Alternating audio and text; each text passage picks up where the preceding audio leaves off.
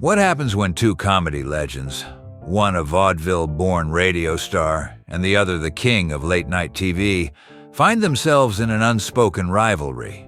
Bob Hope and Johnny Carson weren't just two of the funniest men of their time. They represented two different eras of entertainment, each shaping the future of comedy in their own way. But their comedic styles, their audience, and even their approach to fame put them on very different paths.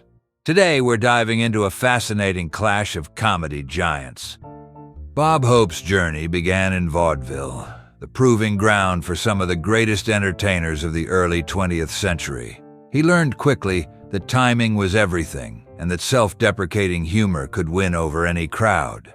By the 1930s, he had conquered radio, his fast-talking style and witty delivery making him a household name. Johnny Carson, on the other hand, was working in television, a medium still finding its feet. He struggled early on, bouncing between shows that failed to take off. His Midwestern charm and quick wit were undeniable, but it would take years before he found the right format to showcase his comedic brilliance. While Hope's humor was broad, written for mass appeal, Carson's was razor-sharp, subtle, sarcastic, and sometimes biting. Investments at all or anything going that you? Daytime fireworks. Not a big payoff. Didn't work out, huh? No. Hope was the ultimate entertainer, performing for troops and presidents. Carson, he was the guy who could make America laugh with a single raised eyebrow. By the 1950s, television was rapidly taking over radio, and Bob Hope wasn't about to be left behind.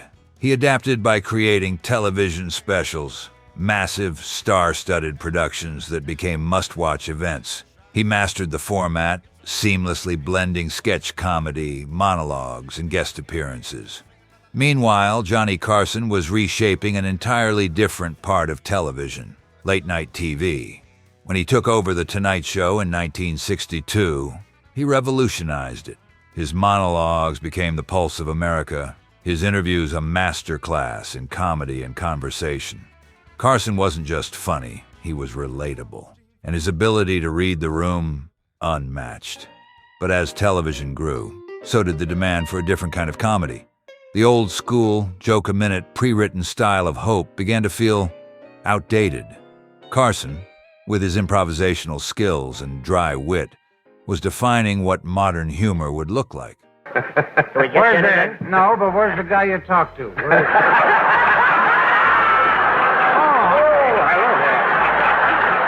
John! That's the way it works. John? So this is old John, huh? You know, not only are you important in show business, but I found out you're important in hotels and everything. Every time I get a room, there's a John.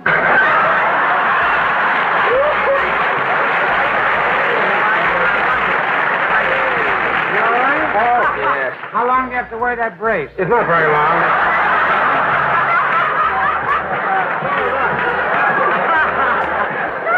Well, I got the test back today. It's coming along nice. So this is where you do it every night, huh? I thought you were in New York doing it. We do now. We come out here twice a year, Dean. Come out where? Come out here. In California. Oh, we're in California. California now. Yes. That's Talk my way once in a while. I want to live, too.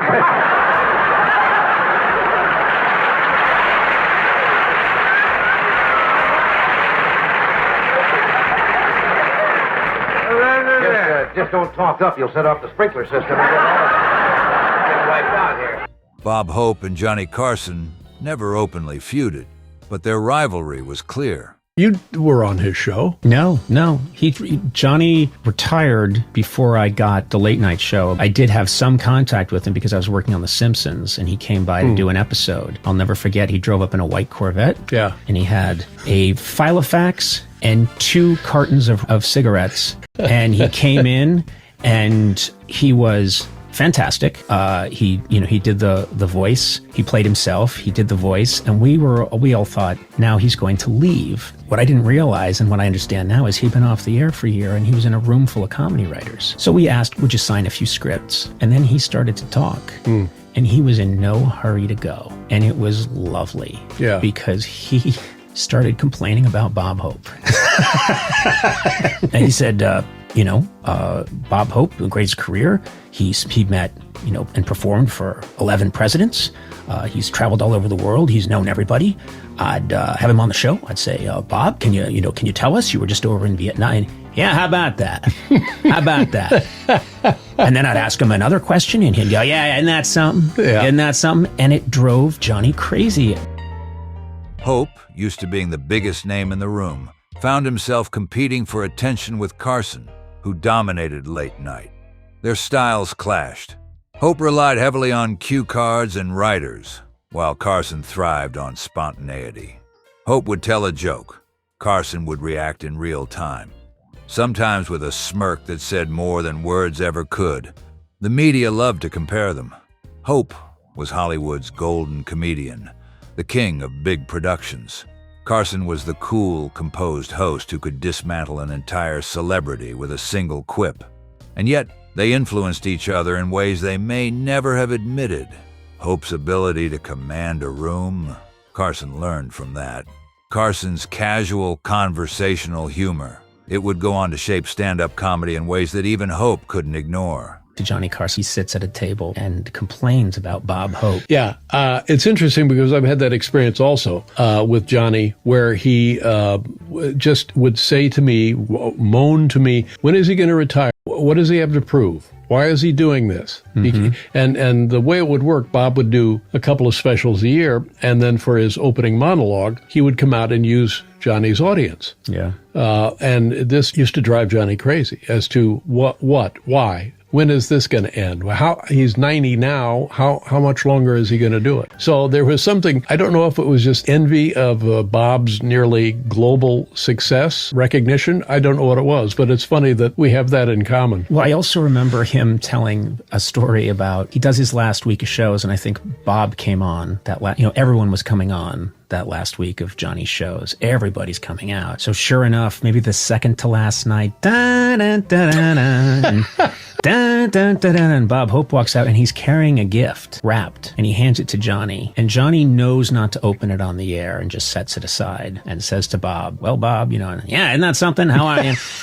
About that. How about that? Isn't that something? Yeah, you met Eisenhower and he told you so. Yeah, he sure did. That was something. Yeah. And then, anyway, he knew not to open it. And he said, sure enough, after the show, I unwrapped it. And this is the gift that Bob Hope is giving to Johnny Carson after these two titans, one handing a gift to the other. And let's also keep in mind that Bob Hope is the richest landowner in the history of California. Hands him a gift. And afterwards, he said, you know what it was? You know what it was? It was a re-gifted VCR. Yeah. Just about right. Bob Hope's legacy remains in the grand spectacle of comedy. The big productions, the charitable performances, and his role in shaping what television variety shows could be. Johnny Carson, on the other hand, changed the very structure of comedy itself. Every late-night host since David Letterman, Jay Leno, Conan O'Brien, Jimmy Fallon owes something to him. His influence can be seen in the conversational, personality-driven humor that dominates today's entertainment landscape. Hope was the bridge between vaudeville and television. Carson, he was the architect of modern comedy as we know it. Hope and Carson never truly went head-to-head, but their contrasting styles told the story of comedy's evolution. One represented the past, the other the future, and together they shaped American entertainment forever. Which style do you prefer? Hope's grand performances or Carson's subtle wit? Let us know in the comments. And if you want more deep dives into comedy history, don't forget to like and subscribe. After all, the best comedy is timeless, and so are the legends who created it.